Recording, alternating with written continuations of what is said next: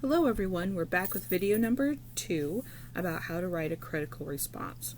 So let's take a look at how to mark a book, and let's take a look at how to practice writing this critical response. Alright, so remember when we set up our Word document, we're going to make sure we're using Calibri or Times New Roman font type. In Word it's set at 11, so let's bump that up to 12 so I can see it better. And then we want to make sure we go over to paragraph here to the arrow and we go to double spacing. Alright, so you're going to put your name, whether this is the summary or critical response, and then the date. Alright, you don't have to put a title, that's up to you. Alright, so remember you're going to use the tab key and you're going to indent each of your paragraphs.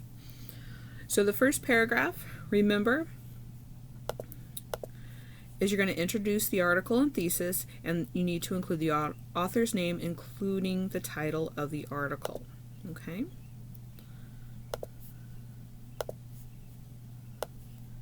Alright, so those are the two pieces of information we need. We don't need the source or the date.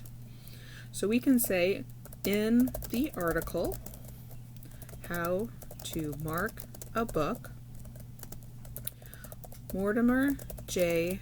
Adler, PhD, states that writing in a book your ideas and thoughts as you read is very important. And everyone should do this. Alright, so that's basically his overall thesis in our own words. So let's take a look at what, remember we had looked in the previous video about certain ideas that we could talk about. Okay, so maybe you were one of the type of people who own a book. So the first is the property right you establish by paying for it, or it doesn't mean you truly own it until you actually write into it. And so then here he had the 3 kinds of book owners. Okay, the first has all the standard sets and bestsellers, but they're untouched and unread. The second has a great many books, but they're in typical good condition. Or their third has a few books, but they're dog-eared, dilapidated, and you've clearly used them. Or you want to talk about why it's important to mark up your book. There's those 3 reasons he gave. Or he talked about different ways to mark up a book. Okay, so let's talk about, for me, I'm going to talk about my own experience with the fact that I never marked up a book before. Okay, so first in our introduction we have to explain what was that point he was talking about. Okay, so let's see, Adler further goes on to explain to his readers that they can mark, or they can write in a book by using the empty space available in the margins, at the top and bottom of the page, and even the blank pages that you can find at the beginning and end of the book.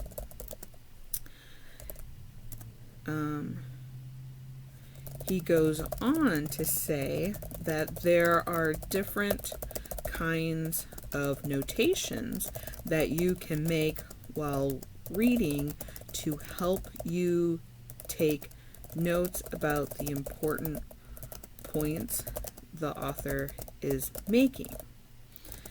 Therefore, later when you want to review those important points, you don't have to reread the entire text.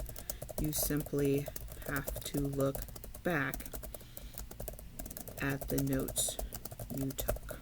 Okay, so that is simply, I haven't put my 2 cents in yet, I've included the author's title and author's name, and here's what he said. This was this main point.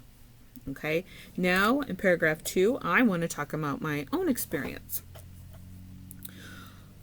Growing up through in the school system, K through 12, I never marked up any books. The books were school property and you were not allowed to write in them. It was not until I got to college that the idea of writing in a book started to make sense to me. I bought my textbooks in college, so they were mine to do what I wanted with.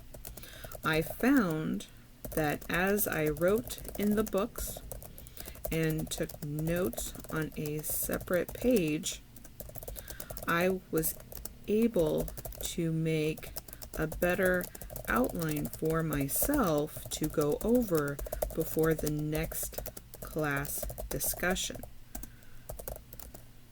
I found myself better prepared with questions and ideas about the reading for those classes.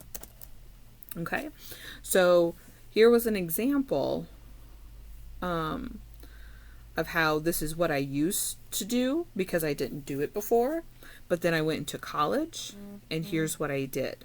Okay, I specifically used highlighters to highlight the main idea of each paragraph.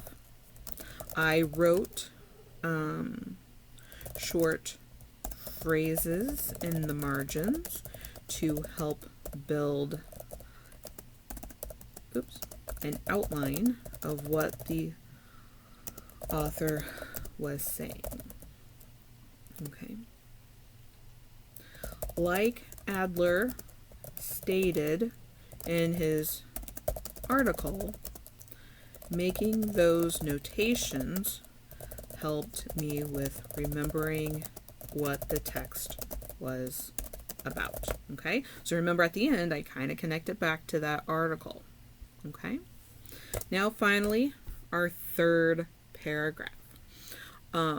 And so here I could talk about how I've seen this done in a real world practice,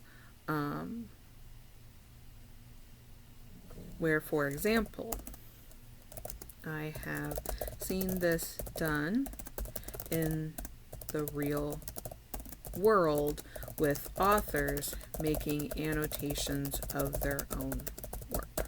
Okay? So trying to connect it back to something else where you have seen where they make some kind of annotations. And that doesn't necessarily mean in an article, in a book.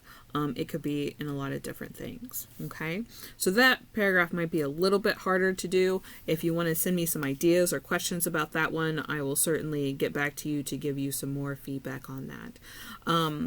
And so that there's that paragraph, and then your conclusion, don't forget, based on my own experiences and the reading of Adler's article, I truly believe that writing and marking in a text can help you learn the ideas and your own emotions better. Okay, something simple. All right, so that is a critical response. Okay, you're being able to put out your ideas and feelings about the text you read, but we're doing it in an order fashion. All right, so if you get something typed up, you want feedback, like I said with the summary, absolutely send me a draft of your critical response and I will give you as much feedback as I possibly can. If you have questions, anything like that, concerns, please let me know. You guys have a good week, and I will talk to you later.